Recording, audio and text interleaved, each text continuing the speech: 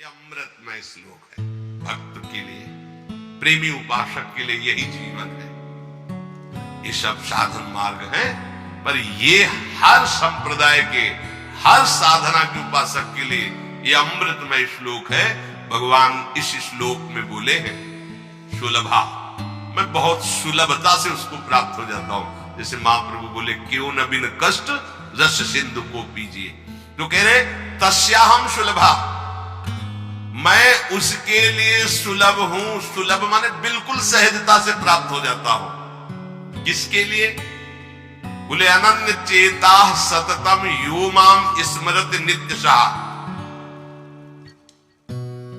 जो मेरा अनन्य चिंतन करता है, नित्य निरंतर चिंतन करता है, बस यही जीवन का लक्ष्य रहा है। गुरु कृपा से बच्चापन में ही गुरुदेव भगवान की बलिहारी यही बात डाल दी थी कि बच्चा निरंतर भजन करने से जो झांकी आती प्रभु, वो मैं शब्द याद है, झांकी आती तब जानना चाहिए भजन, एक क्षण भी भजन न छूटे। ये संस्कार अगर कहीं भगवान की कृपा से और मार्ग का गुरुदेव उपदेश करते तो एकदम कोरा स्वभाव था, वही पड़ता। पर भगवान ने जहां जैसे पहुंचाना होता है वैसे ही, जैसे सन्यास मार्ग में भी थे तो हमारी निराकार में रति नहीं थी, गंगाधर भगवान शिव के रूप में आ सकती थी। अब हमें पता चला कि क्यों नहीं होने दी निराकार में, क्योंकि रूप में ही लाना था उनको कृपा करके, इसलिए निराकार में आसक्ति नहीं होने दी। उनका सारा पहले विधान होता है। गुरुदेव भगवान ने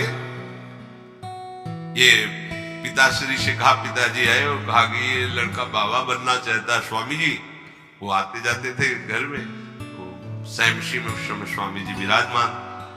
उनका पाने छोड़ जाओ, एक हफ्ता बाद ये घर भाग जाएगा, या फिर हम एक हफ्ता बाद मंत्र दे देंगे, तब जान लेना कि साधु बन ही जाएगा। तो स्वामी जी जैसी आपकी इच्छा छोड़ के गए। एक हफ्ते जो है गुरुदेव भगवान ईंट ढोवाना, झाड़ू लगवाना, बड़े कार्य करवाना, और जैसे पेड़ा आदि आते सबको बांटते, हमें एक भी पेड़ा नहीं देते। शाम के एक बार भोजन की अनुमति पाल, 7 दिन तक चुपचाप शेषा। फिर कहा अच्छा कल गंगा नहा के आ जाना, मंत्र दे देंगे। ठीक है, सुबह गए स्नान करके तो पंचाक्षरी मंत्र दिया। मंत्र दे के कुटिया में गए, फिर उठ के आए, बोले सुनो आओ एक बात कहेंगे। बैठे, बोले द्वादशाक्षर मंत्र भी ले लो। तुमका जपेंगे कौन? बोले पहले तुम ये जपना, लेकिन ये रखे रहो, आगे काम आएगा। हमारी समझ में नहीं आ रहा था कि मतलब मंत्र दो क्यों दे रहे हैं। ये पहले से भूमिका तैयार थी वृंदावन की, हमें पता नहीं था। द्वादशाक्षर मंत्र भगवान श्री कृष्ण का, पंचाक्षरी मंत्र सबसे पहले दिया। बाद में पता चला कि ये बीज तो गुरुदेव ने ही पहले बो दिया था कि जिस मार्ग से घूम के जाना है। वो कह रहे थे कि बाद में तुम्हें पता चलेगा। वो बाल्यावस्था थी, मेरी मति गति वहां तक पहुंच नहीं रही थी।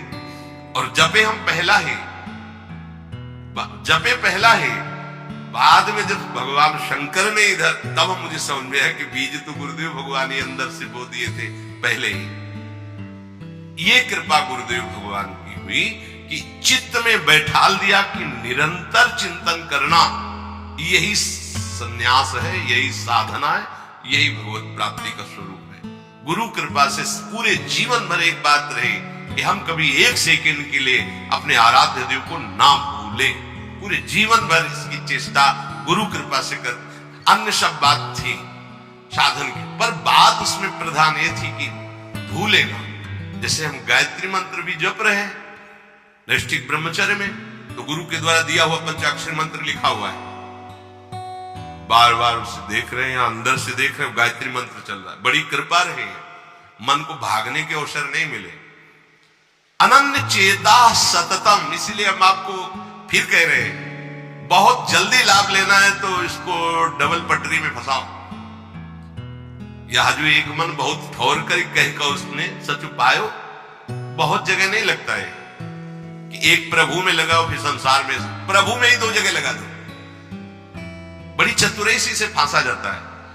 यदि मंत्र से भाग रहा हो और तुम्हें कहीं रूप का अभ्यास हो, भगवत कृपा से रूप में फंसाओ, चरणों से लेकर के मुकुट तक, मुकुट से लेकर चरणों तक इसको फंसाओ।